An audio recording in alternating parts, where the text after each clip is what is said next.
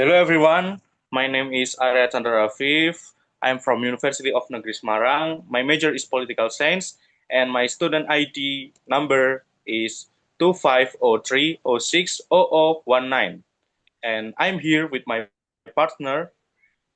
Hello Arya, let me introduce myself. My name is Rezeval Dautoker Aitius Pandiangan.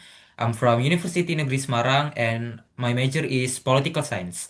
My ID study number is 2503060219. And today, me and my partner are gonna discuss about recent election in Indonesia. Okay, have you noticed how the recent election didn't just determine political leadership, but also expose deeper structural problems in Indonesia's democracy? Yes, I agree, Arya. Absolutely. My opinion is the election felt more like a minor. It reflected how fragile democratic institutions becomes when political competitions relies more on power networks than political substance. And so many people celebrate high voter turnout as proof of democratic health. But participation alone doesn't guarantee meaningful democracy. If voters are forced to choose between elite-backed candidates with limited ideological differences, the choice itself becomes constrained. Exactly my thought, Arya. Elections can become procedural rituals rather than an instrument of genuine representation. Political parties still function more as vehicles for elites than as platforms for public interest aggression. Uh, and the problems is deeply rooted in party financing. Campaign costs are extremely high, which pushes candidates to rely on wealthy donors. That dependence later shapes policy decisions on their in power. Yeah, yeah. I think that's when where money politics become systematic, not incidental. Even without direct vote buying, policy captures happens quietly. Infrastructure projects, regularity favors, and budget allocations often follow financial backers, not public priorities. Oh, the debates were another Uh, disappointment. They focus on short-term economic promises while avoiding institutional reform.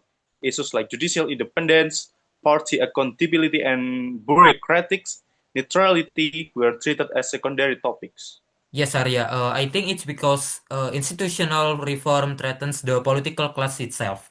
So, strengthening oversight bodies or enforcing internal party democracy would reduce elite control. No candidate campaign seriously on something that limits their own power. I think in the social media made the situation worse. Political narratives were simplified into emotional slogans. Algorithms reward outrage, not accuracy. Rational policy discussion was drowned out by identify politics and misinformation. Yeah, I agree, Arya. So, digital populism has changed political competition. Instead of persuading citizens through evidence-based arguments, campaigns aim to dominate attention. In that environment, truth becomes negotiable, and complexity becomes a disadvantage. Oh, so what do you think? What worries me most is how normalized this has become. People no longer expect integrity from political institutions.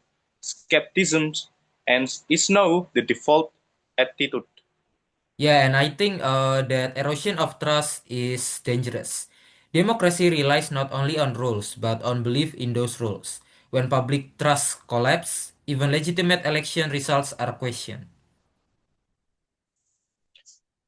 That explains why transparency during vote counting is demanded so aggressively. It's not just about accuracy, it's about restoring credibility to institutions that have failed repeatedly. Yes, I agree, Arya. Elections reveal accumulated failures, weak law enforcement, inconsistent policy, selective justice. All of these surface during moments of political contestation. Okay. Whoever wins the election inherits a legitimacy problem, not because of fraud, but because expectations are impossibly high. People want economic growth, clean governance, social justice, and institutional reform simultaneously. Yes, and delivering all of that requires political courage. Structural reform means confronting oligarchy, networks, reforming party systems, and accepting political cost. History shows that many leaders retreat once they secure power. So the real question isn't who won the election, it's whether the next government is willing to reform the system that allowed them to win in the first place. Exactly, Arya. Democracy isn't sustained by elections alone. It requires constant institutional maintenance, public accountability, and leaders willing to govern beyond electoral calculations. Okay. If those deeper issues remain ignored, the next election will look exactly like this one, just louder and more polarized.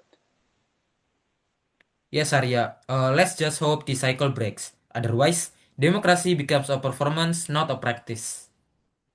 Agreed. Thanks for the conversation. Absolutely, Arya.